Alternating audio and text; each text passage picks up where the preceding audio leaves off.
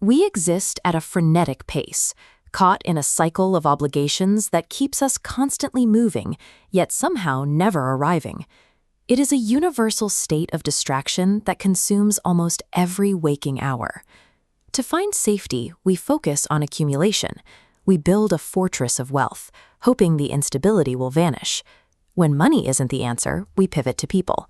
We exhaust ourselves guarding a fragile network of relationships, hoping social standing will provide the peace we lack. Yet even with a full bank account and a crowded social calendar, the outcome remains the same. The outward expansion is massive, but the interior space remains entirely hollow.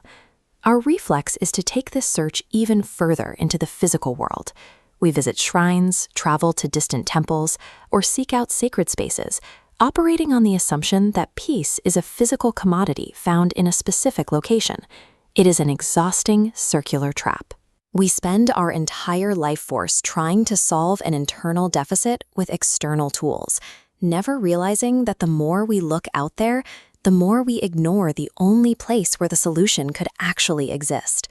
This trap only works because of a specific mental blind spot, the deep, unexamined belief that our time here is effectively infinite. We live as though we have a bottomless reserve of days, which allows us to treat the search for meaning as a task for a later version of ourselves. We promise to look inward tomorrow, maybe next year, or after the next promotion. Biology operates on a strict budget. Life isn't a vague concept of years. It's a fixed quantity of unreplenishable breaths. This is the slipping sand. As your bank account grows, the clock continues its downward drain, indifferent to your outside achievements. The danger is reaching the final stretch of that timeline and finally looking at the gauge, only to realize the unlimited reserve you were counting on has already run dry. Treating a strictly finite resource like our time as if it were infinite is the primary mechanism of a wasted life. It guarantees that we reach the end with nothing but the weight of our own delays. This waste of time is compounded by a fundamental error in direction. We are looking for something internal, but we are looking with our eyes wide open to the world. If every breath is a withdrawal from a finite account, it follows that we didn't open the account ourselves.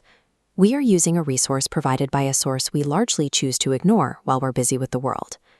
Even the most beautiful stone temples are just physical structures. They are landmarks that point toward peace, but they are not the source of it. Thinking we can find fulfillment in a building is like trying to drink the image of water. Built of these finite breaths, there is an innate resonance, a signature of the provider within our being. We're tuned to the outside world's pure noise, but the signal we seek is broadcast on an internal frequency, requiring absolute silence. The mistake isn't that we're looking for peace, it's that we're treating it as a destination to be reached. In reality, it's an internal state that is already present, waiting for us to stop moving long enough to notice it.